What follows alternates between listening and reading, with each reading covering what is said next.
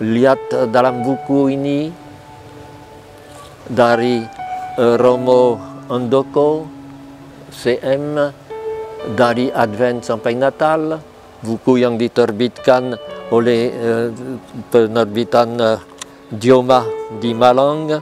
Bagus sekali, dia jawab banyak pertanyaan dari umat.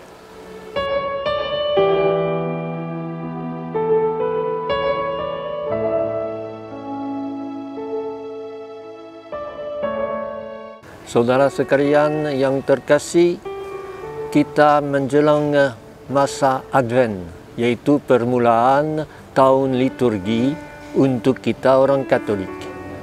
Dan Advent itu adalah sesuatu yang timbul dalam gereja Roma pada tahun 550. Sudah ada di Prancis dan di Spanyol pada abad ke-4, tetapi mula-mula 6 minggu seperti untuk masa Prapaskah, dan untuk orang Ortodoks masih 6 minggu.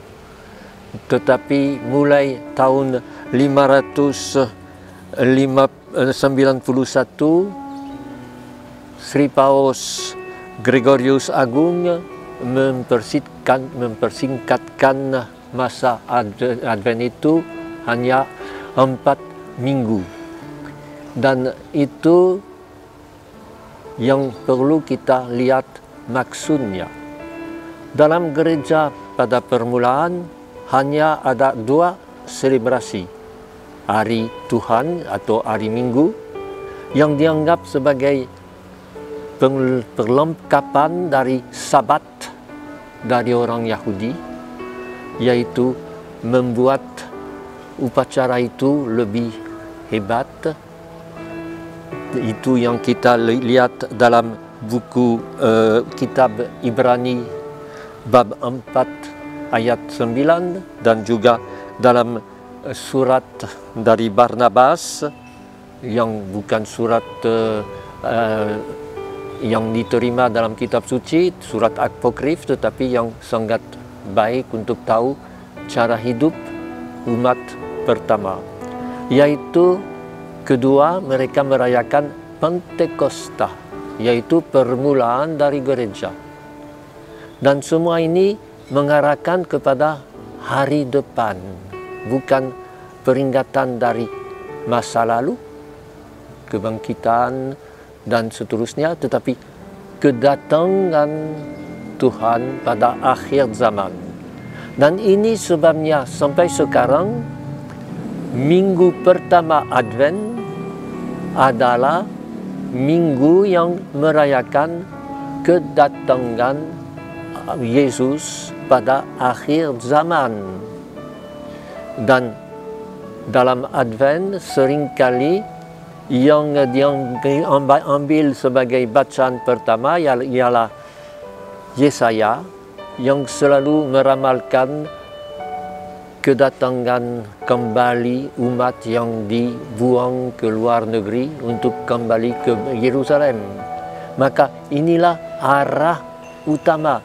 Dan jangan lupa, kata Advent bukan berkata menunggu seperti biasa orang terjemahkan, tetapi sudah datang.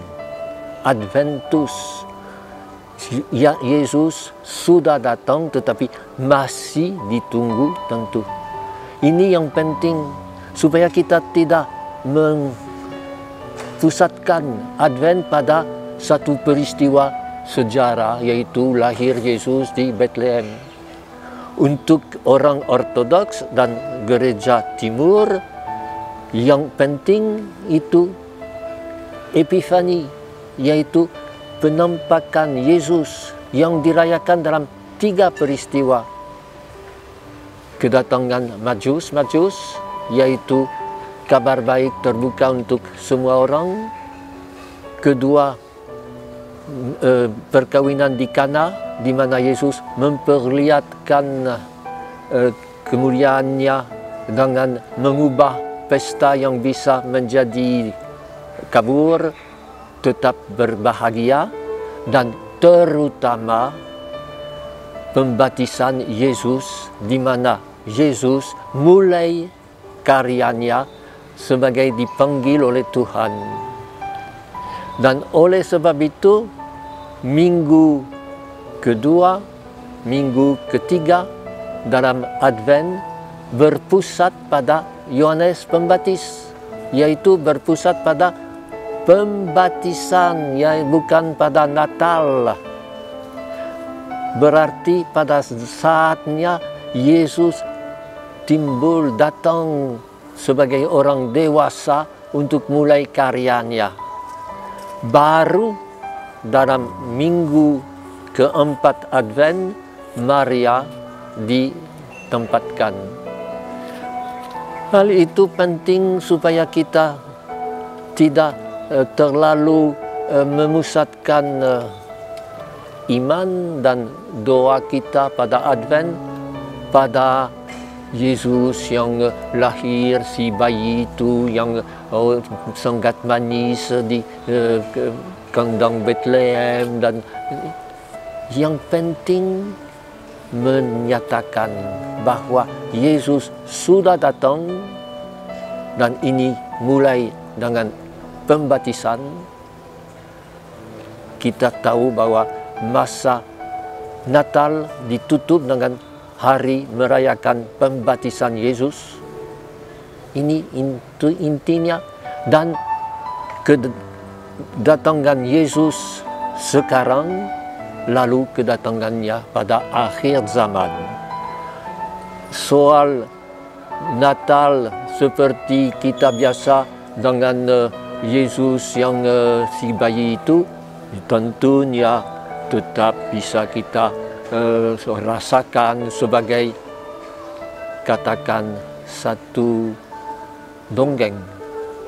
Karena jelas bahwa bab 1-2 dari Matius dan bab 1-2 dari Lukas tidak bermaksud menceritakan sejarah, tetapi memberi kata pengantar pada Injil mereka.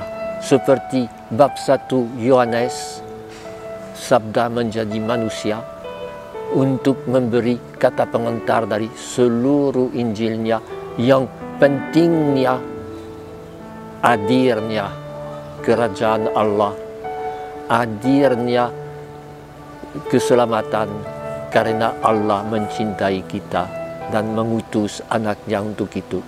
Dalam sejarah tahun liturgi bukan terpisah masing-masing tempat undangan, dan itu jelas kalau Protestan, Adventis dan lain-lain tidak mau merayakan Advent karena mereka anggap bahwa ini ciptaan dari gereja pada abad ke-6.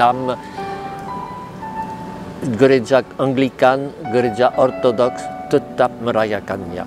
Dan dalam hal ini jangan kita menekankan segi bertobat, tetapi segi membuka hati pada sudah hadirnya Advent, sudah ada Tuhan.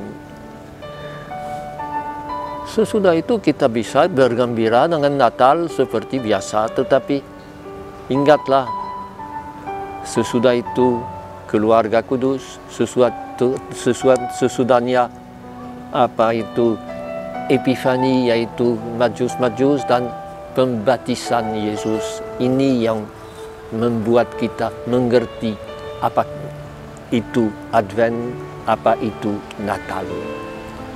Semoga kita bisa menghayatinya dengan baik dan sungguh-sungguh menjadi saksi dari hadir Tuhan yang ada dan yang akan datang, bukan yang sudah datang dulu di Bethlehem, di kampung kecil dan seterusnya. Melepaskan diri dari agama yang hanya sejarah, tetapi agama yang misteri, yaitu sesuatu yang kita hayati setiap hari. Sekianlah dan terima kasih atas perhatian. Saya Sulis Chandra mengajak Anda untuk mengikuti renungan harian Vincentian setiap hari di channel YouTube Yakobis TV. Jangan lupa untuk subscribe, like, komen, dan share, serta nyalakan lonceng notifikasinya. Yakobis TV, dari kedalaman hati.